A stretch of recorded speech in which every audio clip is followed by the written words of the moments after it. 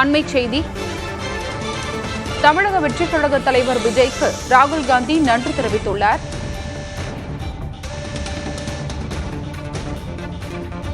ஒவ்வொரு இந்தியனின் குரல் ஒலிக்கும் போது நமது ஜனநாயகம் வலுப்பெறும் என்று ராகுல் காந்தி தனது பதிவில் குறிப்பிட்டுள்ளார்.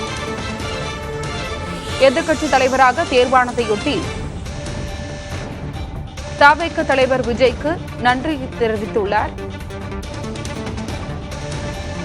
ஒவ்வொரு இந்தியனின் குரல் ஒலிக்கும் போது நமது ஜனநாயகம் வலுப்பெறும் என்று ராகுல் காந்தி தனது பதிவில் குறிப்பிட்டுள்ளார்.